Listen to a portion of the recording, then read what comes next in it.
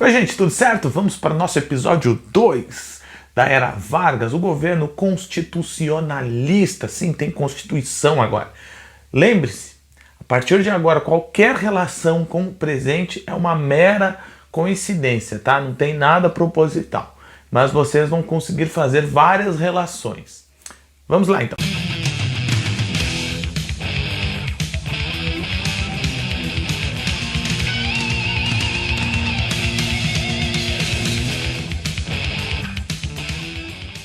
Gente, esta era constitucionalista é marcada por uma Constituição. Sim, em 1934 já temos os primeiros deputados eleitos através do voto secreto, entre elas uma mulher aqui, né, a primeira representante da nossa história. Ela é eleita para uma Assembleia Constituinte que faria a nova Constituição de 1934. Moderna em alguns pontos, atrasada em outros, né? Essa Constituição limitava os poderes do Getúlio, trazia, assim como Montesquieu, né, a divisão do poder em 3 estados, legislativo, executivo e judiciário, limitava a eleição apenas uma vez a cada 4 anos para a presidência, mantinha o federalismo, que era essa questão dos estados, né, serem mais autônomos, mas também excluía o trabalhador do campo. Claro, manteve as inclusões do Getúlio, que era o trabalhador da cidade, aquelas regras trabalhistas que eu falei na aula anterior, se não viu, olha no card ali, né? Mantinha o voto secreto, a justiça eleitoral, o direito às mulheres de votarem e de serem votadas, isso tudo tinha. Mas, claro, trazia a questão do trabalhador, da exclusão do trabalhador rural, trazia a questão, por exemplo, da imigração, de poder, de regras mais rígidas ao imigrante brasileiro, né?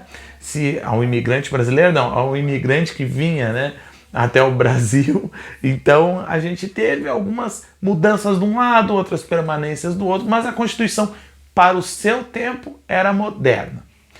E esse é um fator positivo. Getúlio ele é eleito, né, para um mandato de 4 anos. Ele fica louco que a Constituição limitava os seus poderes, porque ele não era muito chegado à democracia, a gente sabe disso, né? Então o Getúlio, ele mantém-se no cargo até 38, teoricamente, e aí a gente tem forças, os partidos, né, no Brasil começam a se formar. Se formam grupos políticos de um lado, grupos políticos do outro, e a gente começa a ter um extremismo nesse tempo, porque o mundo estava virado no extremo, né?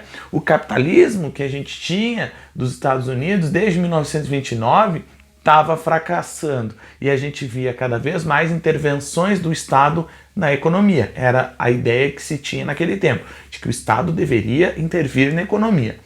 Dois grandes ideais, né, falavam sobre a intervenção do Estado na economia. Um deles era a União Soviética, que trazia o comunismo, né, automaticamente interviria na economia sempre, trazia uma economia planificada, como a gente diz, e outro modelo era o modelo fascista ali, né, que mantinha as classes sociais, mas, de certa forma, né, interviria fortemente na economia do país. Essa década conturbada, que ainda teve o surgimento do Hitler em 33, tomando o poder, né, e mudando a história da Alemanha, essa década de 30, que era bastante conturbada, começou a reverberar aqui no Brasil. A gente teve em 1932 o surgimento, né, do movimento integralista, da Ação Integralista Brasileira, AIB, que era um partido fascista que crescia cada vez mais na classe média brasileira, né? Era um movimento que, por exemplo, via, e até o símbolo, né, que é da sigma, que tem no Excel lá, a autossoma, vou deixar aqui no lado para vocês verem, né? Inclusive eu vou colocar algumas características aqui, né, ao meu lado, que a gente tem da AIB. Era um governo que via com bons olhos a força, um poder forte, um governo forte, centralizador, e que manteria as classes unidas, né? Juntaria elas, traria união, por isso que é o sigma, né? Uma soma, fortalecia a ideia da religião, do conservadorismo, fortalecia a ideia do Estado como um Estado forte, a questão nacionalista também era muito forte aqui também, né? E trazia a questão da família, do papel do homem, da mulher. Essa questão do conservadorismo está ali no AIB, né, que era um movimento muito pautado nas políticas fascistas na Itália. Inclusive, a embaixada italiana patrocinava algumas ações. Era liderada pelo Plínio Salgado, né? Tinha como as fardas, a tarja preta. Vamos colocar algumas fotos coloridas aqui, né? A gente está vendo um grupo de mulheres, as mulheres da família do movimento integralista. Aqui a gente está vendo crianças, pessoas marchando ali, né? E por último vou colocar a carinha do bonito aqui, né? Do Plínio Salgado, que era o líder do movimento. Um movimento que se espalha pelo Brasil, consegue mais de 100 mil adeptos. A gente acha que no auge, em 1937, ele talvez tenha até 200 mil adeptos ali.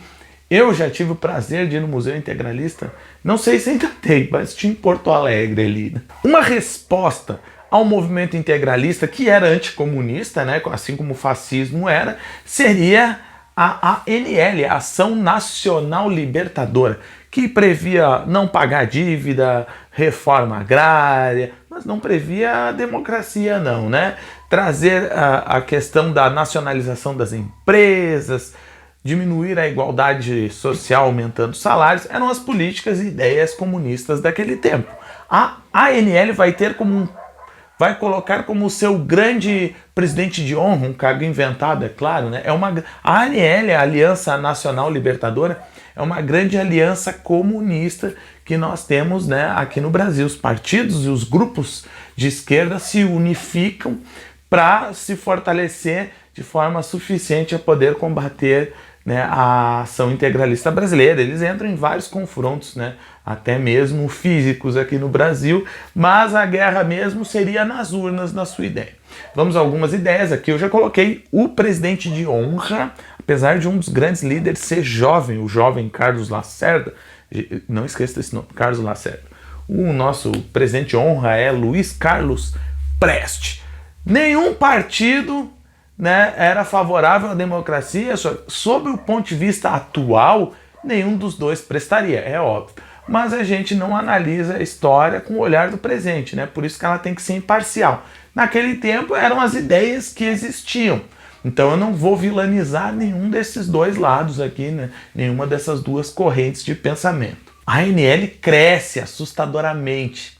Ela é patrocinada pela União Soviética, na verdade é a Internacional Comunista, né, que traria todas as diretrizes aqui para o Brasil, eles deveriam respeitá-las. O movimento começa a crescer assustadoramente, já tem mais de 400 mil, né, partidários, né, que aderem ao movimento no ano de 1935. Daí o Vargas percebe esse crescimento, se aproveita de um discurso infeliz que o Luiz Carlos Prestes, que está lá na Argentina, manda para o Brasil, onde ele diz todo o poder à ANL, né, todo o poder ao partido, numa alusão a todo o poder aos sovietes, que foi feito na Revolução Russa. E aí o Getúlio acusa a ANL de fomentar, né, um golpe e proíbe a Aliança Nacional Libertadora de agir no Brasil.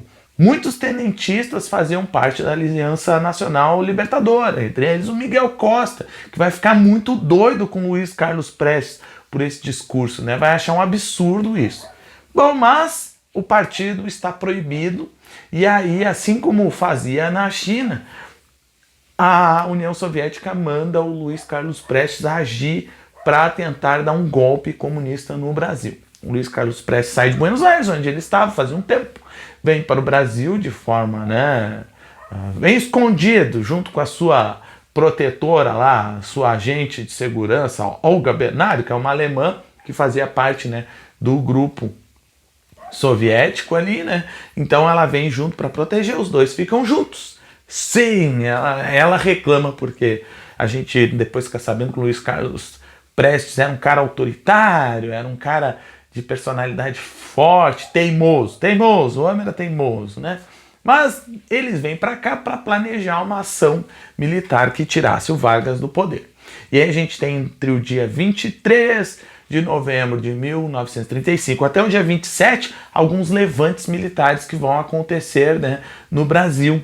Porque a ideia do Luiz Carlos Prestes era usar os militares que eram favoráveis às suas ideias, né, tomar os quartéis, e aí o povo entraria junto. Bom, esse movimento acaba não dando muito certo, o Luiz Carlos Prestes e Olga Benário, assim como outros integrantes, né, da Aliança Nacional Libertadora, começam a se esconder, né, numa rede que tinha de inteligência comunista no Rio de Janeiro.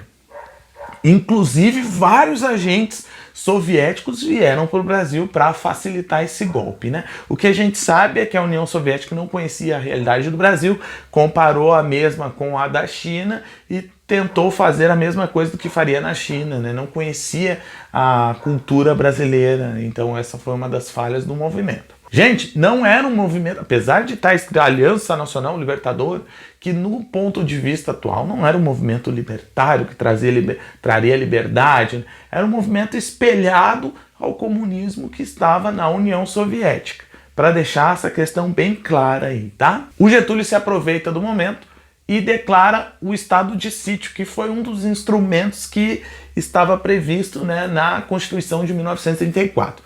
Então o estado de sítio ele não precisa mais obedecer ao legislativo. Todo o poder ao Getúlio Vargas agora, né? E aí a gente tem um grande estado de sítio no Brasil que vai perdurar até 1937, quer dizer, vai ficar quase 2 anos aí o Brasil em estado de sítio.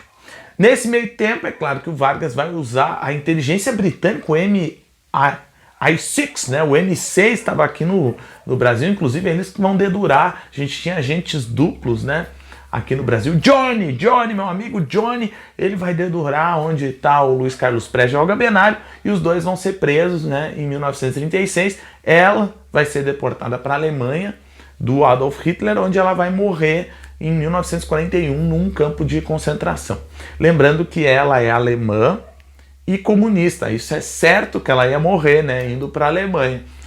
Ela estava grávida, mas o bebê, apesar disso, o Getúlio mandou ela ir para o exterior e o Supremo, né, Tribunal de Justiça Federal, né, o STF, aprovou, não foi, né, não favoreceu os advogados que estavam tentando defender, né, Olga Benário, porque ela iria morrer, uma sentença de morte, mas mesmo assim ela acabou indo para lá.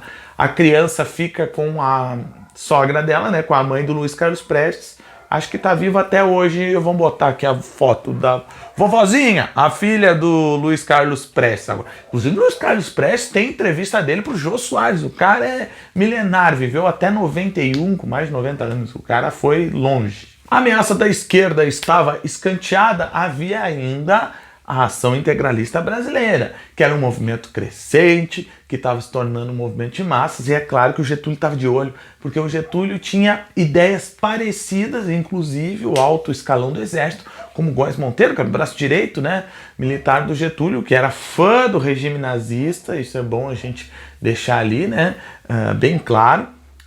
Ele também gostava das ideias da Ação Integralista Brasileira, mas a Ação Integralista Brasileira era uma opositora à ideia de Vargas de tomada do poder.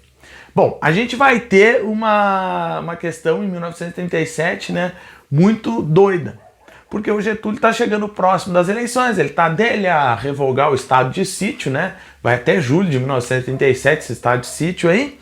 Apesar de já estar todo mundo preso, o Luiz Carlos Prestes é condenado a ficar 9 anos no exílio, a Olga Benário cai fora do Brasil, então tá uma confusão só, né? Mas a gente tem ainda o estado de sítio, a A e B presente, né, no cenário político brasileiro, as eleições chegando, aí o Getúlio, é claro, ele tem que fazer algo para permanecer no poder. A Ação Integralista Brasileira tinha alguns eventos que eram os seguintes. Alguns faziam, eram jogos estratégicos, tá? Então se fez dessa seguinte maneira, assim, a gente tinha um coronel que era até do Exército, que participava, né, desses grupos paramilitares, né, da Ação Integralista Brasileira. Esse cara fez um plano fictício de ataque comunista ao Brasil, era Olímpio Mourão, se eu não me engano, o nome do rapaz, né? Eu não vou deixar a foto aqui.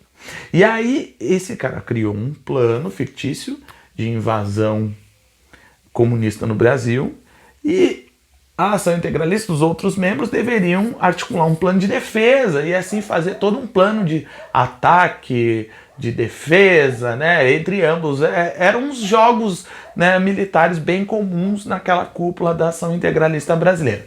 O que vai acontecer é que vai chegar nos ouvidos do Getúlio este plano, e era um plano muito bom, com o nome judeu ainda, Plano Cohen, né? O Getúlio olha, claro que não é o Getúlio, né? O governo em si, ali, a alta cúpula, diz, olha o plano, analisa, caramba, se isso daqui fosse real, hein? Se isso fosse real, nós poderíamos declarar um estado de emergência no Brasil, novamente o estado de sítio, assim a gente já cancela as eleições e muda tudo de forma temporária. E aí o próprio governo getulista joga na imprensa esse plano Cohen, e em outubro de 1937 a gente tem um golpe do Estado Novo. O que é isso, professor? Aquela ideia de eleições lá de 1934 que teria, Getúlio disse, não, os comunistas vão invadir o Brasil. Eu preciso tomar o poder. E assim ele o faz e declara estado de sítio novamente, um estado novo, um estado de guerra aqui no Brasil, onde ele, Getúlio Vargas, seria o grande chefe do executivo, teria plenos poderes para agir. Ele trai a ação integralista brasileira, o Plínio Salgado fica meio louco, tenta até dar uma invasão no Catete, mas acaba sendo preso. O A e B está suspensa, né? Acaba sendo extinta logo depois, os partidos políticos brasileiros são suspensos. Aqueles governos estaduais que eram autônomos, alguns ficaram no lado de Getúlio, mas outros, como o do Flores da Cunha, do Rio Grande do Sul, que tinha brigada militar, né? Acabou sendo desarticulado um pouco tempo antes, então o Flores da Cunha teve que se exilar. A brigada militar foi comprada para fazer parte do exército brasileiro, né? E assim a gente tem um domínio do Getúlio no cenário nacional, mais uma vez, para uma ditadura que duraria 8 anos. Mais 8 anos a gente tem de Getúlio Vargas, tá bom? Muito obrigado, gente. Até a próxima aula. Tchau, tchau.